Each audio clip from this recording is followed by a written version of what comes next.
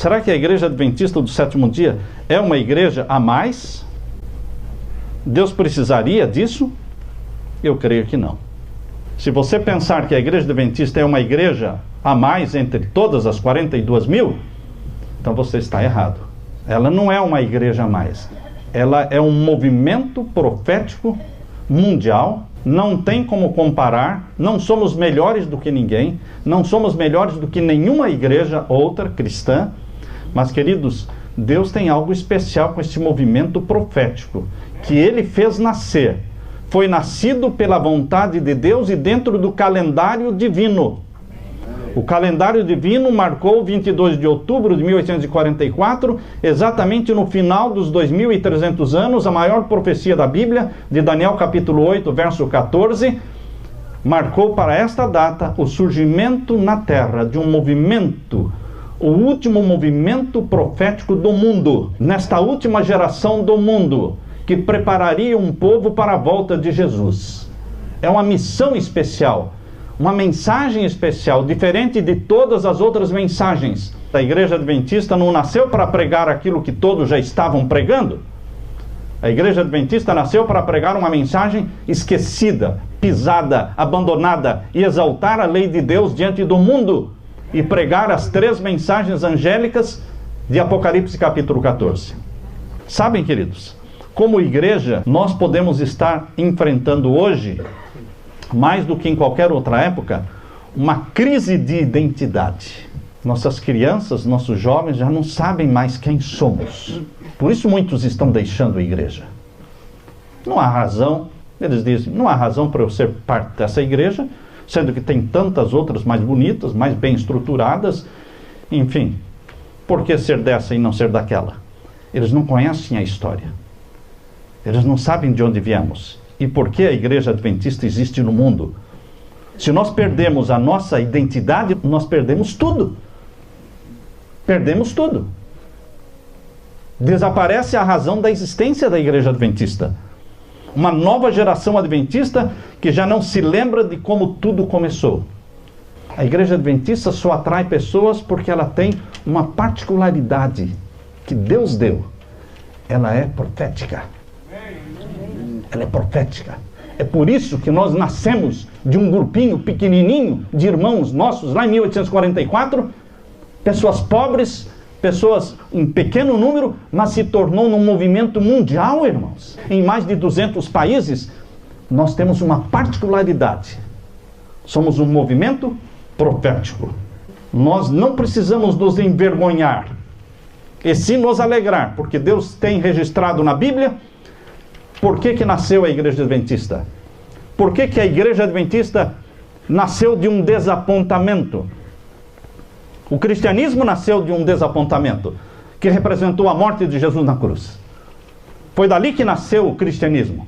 Do desapontamento e da decepção da morte de Jesus na cruz, quando todos esperavam que ele fosse o rei de Israel. Mas dali nasceu o cristianismo.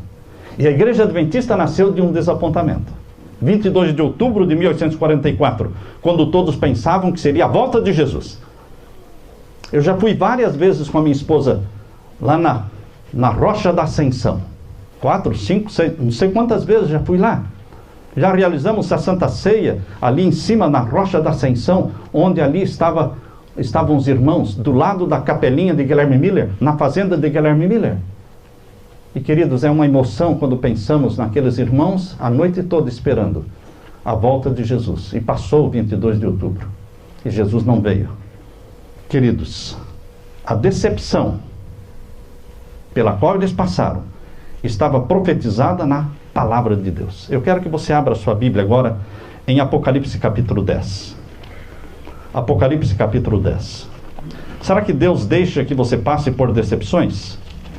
Será que Deus deixa que seu carro 0 km e que você tenha um carinho todo especial seja arriscado, amassado, batido?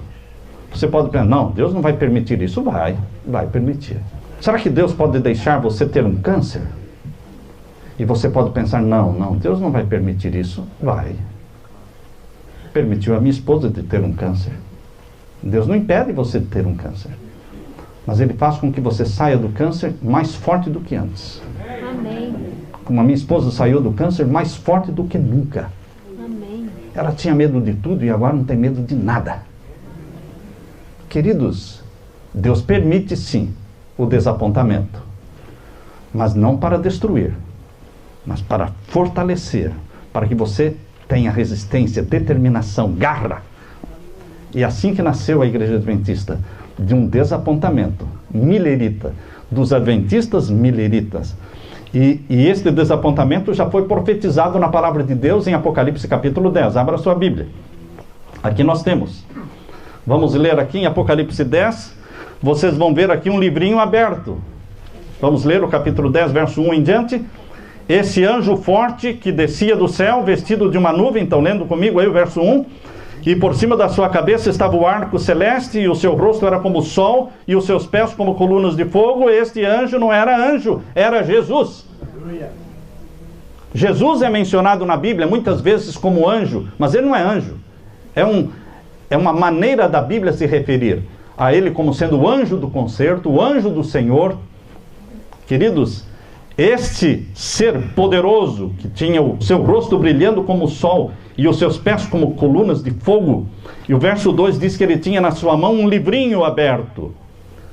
E pôs o seu pé sobre o mar e outro esquerdo sobre a terra, mostrando a sua soberania sobre o mundo. Eu sou Deus. Eu tenho domínio sobre o mar e tenho domínio sobre a terra. Ele é soberano, Jesus é soberano, o leão da tribo de Judá. O Cordeiro de Deus é o leão da tribo de Judá. Ele é o vencedor. E ele tem um livrinho segurando na sua mão, irmãos. Mas o livrinho está aberto, mas nem sempre esteve aberto. A Bíblia diz lá em Daniel capítulo 12, abra sua Bíblia em Daniel capítulo 12, esse livrinho foi uma vez selado e fechado, e só seria aberto no tempo do fim. E nós estamos falando do mesmo livro. Capítulo 12 de Daniel. Nós lemos aqui, capítulo 12, o verso 3 e 4. Capítulo 12, verso 3 e 4. Os entendidos, pois, resplandecerão como o resplendor do firmamento, e os que a muitos ensinam a justiça refugirão como a estrela, sempre e eternamente. E tu, Daniel, fecha estas palavras e sela este livro. Existe na Bíblia um livro selado e fechado, no Antigo Testamento. E não é outro senão esta porção do livro de Daniel que falava sobre o tempo do fim. A porção do livro de Daniel que não falava sobre o tempo do fim não foi selada. Mas a porção que falava das 2.300 tardes e manhãs, 2.300 anos, da data de 1844, essa porção do livro que falava sobre o juízo celestial no tempo do fim, esta porção foi selada. E Daniel não entendeu. E não foi entendido antes de chegar o tempo do fim. Mas finalmente chegou o tempo do fim, irmãos. 1798, todos os teólogos adventistas entendem que 1798 foi o início do tempo do fim. Já estamos no tempo do fim há muito tempo, irmãos. É bom que tenhamos consciência que nós estamos no fim do tempo do fim. Estamos vivendo no fim do tempo do fim. Não há tempo para brincar, não há tempo para investir na terra, tem que investir no céu.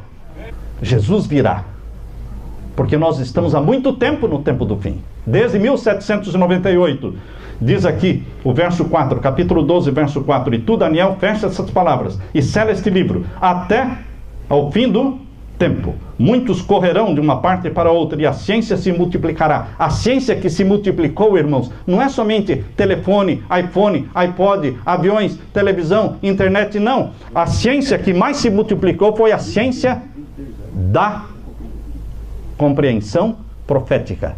A ciência profética. Os livros proféticos foram abertos, foram entendidos. O conhecimento profético se multiplicou no tempo do fim. Porque o livro selado foi o quê? Aberto. Por isso que lá, queridos, em Apocalipse, voltando para Apocalipse capítulo 10, você vai encontrar o livrinho na mão de Jesus, um livrinho aberto. Porque não é um livro mais fechado, selado, mas um livro aberto. Vamos voltar a ler Apocalipse capítulo 10. Aqui nós lemos. Abra sua Bíblia. Verso 3. Capítulo 10, verso 3. E clamou com grande voz, como quando brama o leão. E havendo clamado, os 7 trovões fizeram soar as suas vozes. Não vamos pregar sobre os 7 trovões, esse é outro sermão. E sendo ouvidas dos 7 trovões as suas vozes, eu ia escrevê-las. E ouvi uma voz do céu que me dizia: sela o que os 7 trovões falaram, e não o escrevas. O livrinho está aberto, que é a porção do livro de Daniel. Mas a mensagem dos 7 trovões foi selada. E o anjo, verso 5, e o anjo que via estar sobre o mar e sobre a terra, levantou a sua mão ao céu, e jurou por aquele que vive para todo sempre, o qual criou o céu e a terra e o que nela há, e o mar e os que nele há, que não haveria mais demora. Outra tradução diz, não haveria mais tempo. Mas nos dias da voz do 7º anjo, quando tocar a sua trombeta, se cumprirá o segredo de Deus, como anunciou aos profetas, seus servos. Então é na voz do 7º anjo, da 7ª trombeta, que o segredo de Deus é dado a conhecer. E agora diz o verso 8: e a voz que eu do céu tinha ouvido tornou a falar comigo e disse: vai, toma o livrinho aberto da mão do anjo, que é Jesus, não é? Que está em pé sobre o mar e sobre a terra. Eu fui ao anjo dizendo-lhe: dá-me o livrinho. E ele me disse: toma-o e come-o, e ele se fará amargo no teu ventre, mas na tua boca será doce como o mel. E eu tomei o livrinho da mão do anjo e comi-o, e na minha boca era doce como mel, e havendo-o comido, o meu ventre ficou amargo. Queridos, aqui está a decepção do povo adventista milerita, predita na palavra de Deus. Porque a esperança da voz de Jesus era doce como mel. Eles estavam esperando ver os seus entes queridos que tinham morrido. Eles nem colheram a seara. Muitos tinham batatas para colher, tinham cereais para colher. Não colheram porque Jesus estava voltando. Não colheram. Queridos, e Jesus não veio. E agora eles não tinham o que comer. E agora eles tinham o escárnio da população. Todos escarnecendo deles. Perguntando: vocês não foram para o céu? Não vão subir mais para o céu? Queridos, foi muito triste o sofrimento dos nossos irmãos. Tiago White, um jovem pregador naquele tempo, ele era novinho naquele tempo, Tiago White. Ele escreveu dizendo: o desapontamento com a passagem do tempo foi amargo. Crentes fiéis haviam deixado tudo por Cristo e compartilhado sua esperança como nunca antes. O amor de Jesus enchia cada alma. E com desejo inexprimível oravam: vem, Senhor Jesus, vem logo. Mas ele não veio. E voltaram então para os cuidados e perplexidades da vida, diante de toda a zombaria, de todos os insultos dos descrentes que escarneciam como nunca antes, era uma prova terrível de fé e perseverança. Palavras de Tiago White. A abertura do livrinho de Daniel foi verdadeiramente doce na boca, mas foi amargo no ventre.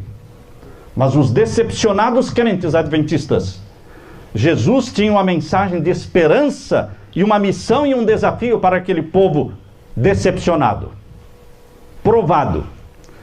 E a missão de Deus está no capítulo 10, verso 11. Deus levantou o rosto deles, Deus levantou a cabeça deles, disse: olhem para frente, para cima, porque agora eu vou dar a missão de vocês na terra. Vocês têm uma missão. Vocês passaram pelo desapontamento. Houve um engano. Não era a volta de Jesus. Era o início do juízo celestial. Quando Jesus Cristo, no Santíssimo do Santuário Celestial, iniciou o juízo celestial. O tribunal de Cristo. Mas eu tenho uma missão para vocês na terra. Qual é a missão? Leiam comigo, capítulo 10, verso 11. E ele me disse: importa que profetizes outra vez a muitos povos, e nações, e línguas, e reis. Importa que profetizes outra vez. Importa que profetizes outra vez. O movimento adventista nasceu com a missão profética. Importa que profetizes outra vez. Só que agora a igreja está esquecendo as profecias. Ora, a missão foi: importa que profetizes outra vez. Vocês nasceram de uma profecia de 2.300 anos, mas eu tenho mais profecias para serem pregadas, mais profecias que vão se cumprir. Importa que profetizes outra vez. A quem? A muitos povos, nações, línguas e reis, ao mundo. Por isso a igreja chegou em mais de 200 países do mundo, porque nós temos uma visão profética, uma missão profética. Agora, pregar o quê? O senhor quer que eu pregue? Profetize outra vez. O senhor está falando, mas profetizar o quê? Então, no capítulo 11, verso 1 e 2, Deus diz: o que pregar? Que mensagem dar ao mundo? Não é qualquer mensagem, irmãos. Qualquer mensagem, qualquer um pode dar. Mas a mensagem profética, só quem é do movimento profético, quem tem visão profética, quem tem compreensão profética, pode dar essa mensagem.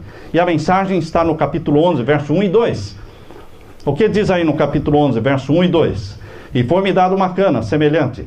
Lembrem-se que é continuação, irmãos. É continuação. Do importa que profetizes outra vez. E agora, veja o que você deve profetizar. E foi-me dada uma cana semelhante a uma vara. E chegou o anjo e disse, o mesmo anjo, no capítulo 10, verso 1, é Jesus. E disse, levanta-te e mede o templo de Deus.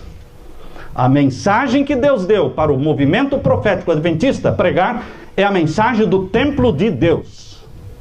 Porque o templo da terra já tinha passado. No ano de 70, o santuário da terra foi destruído. Não ficou pedra sobre pedra. Mas, queridos, em 1844, quando Deus fez nascer o movimento adventista, o maior movimento criacionista do mundo, que nasceu um pouquinho antes do maior movimento evolucionista do mundo. 1859, o maior movimento evolucionista do mundo, com Charles Darwin. 1844, o maior movimento criacionista do mundo, o Adventismo. Queridos, Deus disse, eu tenho uma mensagem para vocês. Meçam o templo de Deus.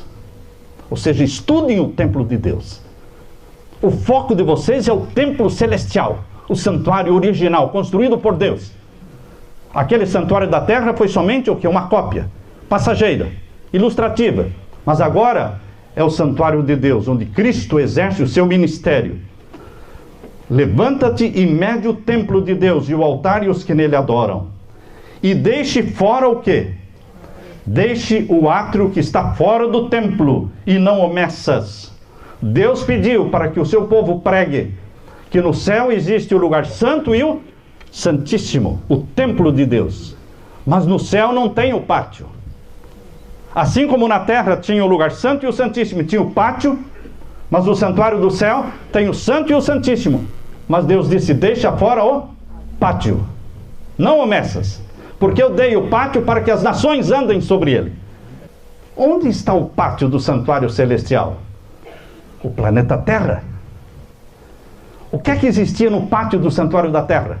No santuário da terra, no pátio, existia o que? O altar de sacrifício, onde morria o cordeiro. O cordeiro não morreria no céu, o cordeiro morreria na terra, porque morreria no pátio. O Monte do Calvário é o altar de sacrifício do Cordeiro de Deus que tira o pecado do mundo. Amém. É o Monte do Calvário. Pastor, e a pia? A pia é o tanque batismal. Quem passa pelo Calvário, o próximo passo é o quê? Aquele que crer e for batizado entrará na família de Deus. E eu intercederei por ele diante do meu Pai. Então o nome dele entra para o lugar santo, onde Jesus intercede por você. Queridos, essa é a mensagem de Deus. Deixe fora o átrio. Porque aqui diz o verso 2, deixe o átrio que está fora do templo, não o meças, porque foi dado às nações, e pisarão a cidade santa por 42 meses. O pátio está onde estão as nações, onde estão os gentios. Nós vivemos no pátio do santuário celestial. Lá está o Monte do Calvário, onde Jesus Cristo derramou sangue por você. Quando nós abraçamos Jesus como Cordeiro de Deus que tira o nosso pecado, nós entramos para a família de Deus e Jesus Cristo se torna o nosso intercessor, nosso advogado, nosso juiz, aquele que deu a vida por nós. e aquele que nos julgará, mantendo o nosso nome no livro da vida. Queridos, no capítulo 14, versos 6 a 12, capítulo 14, versos 6 a 12, é uma ampliação da missão que Deus deu para os adventistas. A ampliação da mensagem, o leque se abre. Capítulo 14, versos 6 a 12, aqui nós temos. Essa é a mensagem, é para o remanescente pregar. Nem todos da igreja adventista amam as profecias. Nem todos da igreja adventista pregam as 3 mensagens angélicas. Mas existe um remanescente dentro da igreja remanescente. E que não vai sair da igreja remanescente. Isso é que é importante entender. Porque muitas pessoas pensam que o remanescente fiel e verdadeiro vai deixar a igreja. Não, irmãos, não sai. Quem sai é o joio. O trigo fica. Não confundam. O remanescente fiel fica dentro da igreja. Mas não é bem visto, mas fica. Mas ele é perseguido, mas fica. Elias não deixou o povo de Israel, irmãos. Os 7.000 que não dobraram os joelhos a Baal não deixaram o povo de Israel. Eles ficaram, faziam parte do povo de Israel. Perseguidos, caçados, viviam fugitivos na terra. Mas não abandonaram o povo de Israel. Vamos abandonar a igreja remanescente, a igreja adventista, para ir para onde? Para onde? Quando Jesus perguntou para Pedro e para os discípulos, vocês também não vão me abandonar? Todos estão abandonando. O que eles disseram? A quem iremos?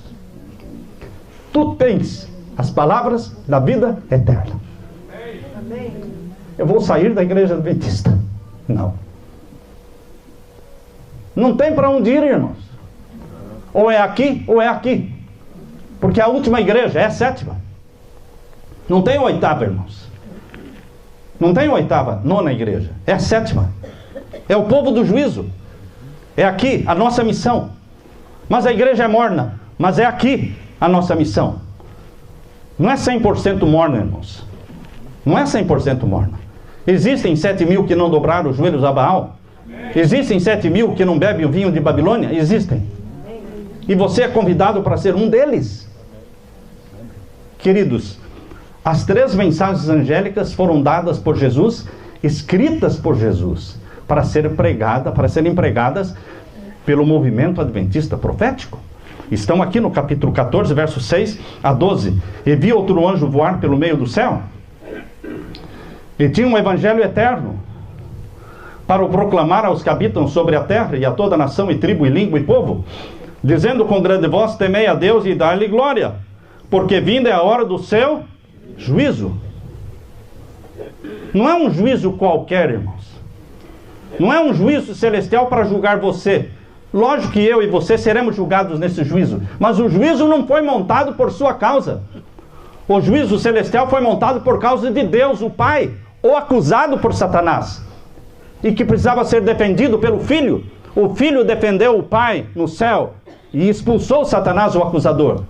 E agora marcou um tribunal celestial, um tribunal cósmico, irmãos, onde o nome de Deus será reivindicado, o caráter de Deus será reivindicado diante do universo, neste juízo celestial.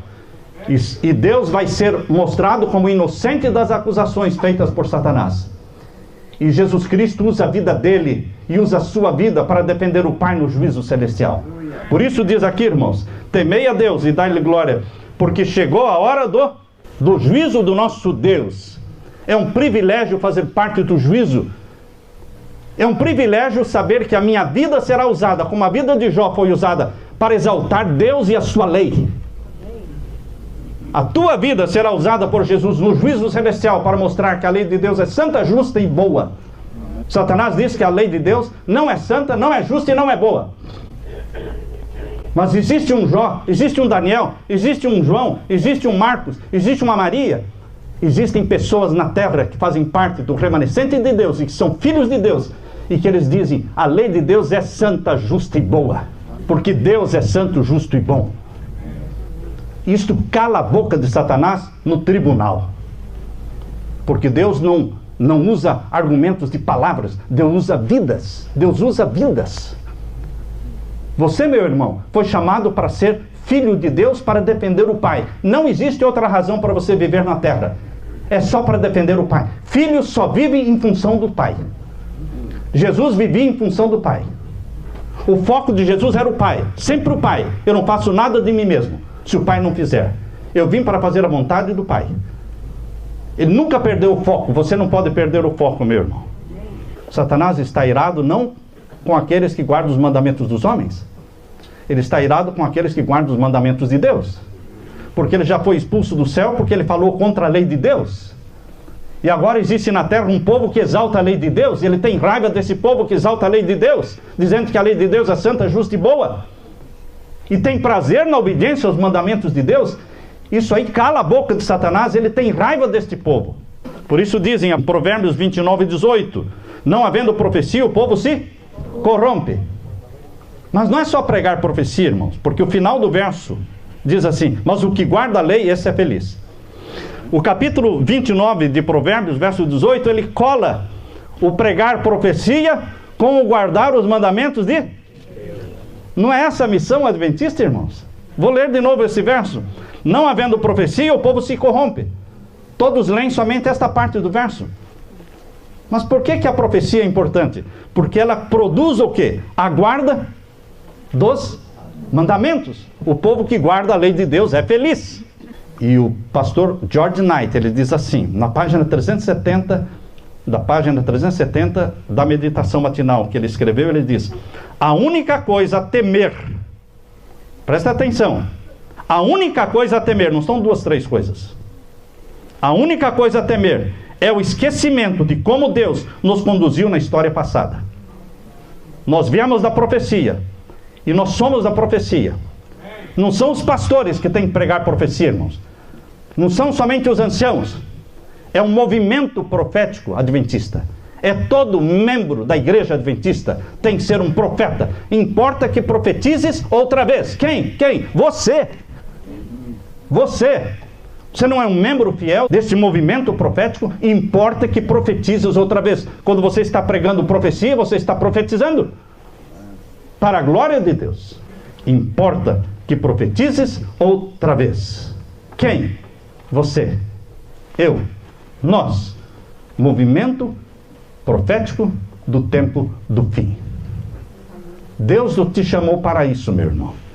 Sacudir o pó da mornidão laodiceana e ousar pregar a profecia, preparando um povo para a volta de Jesus. Importa que profetizes outra vez. Você está disposto a aceitar esse chamado, esta missão de Deus? Quero ver a sua mão. Quero ver a sua mão. Louvado seja Deus. Derrama sobre nós o Espírito Santo. Prepara-nos para a volta de Jesus. Salva as nossas famílias, nossos filhos. Em nome de Jesus, clamamos por tua misericórdia e te agradecemos. Amém, Senhor. Amém.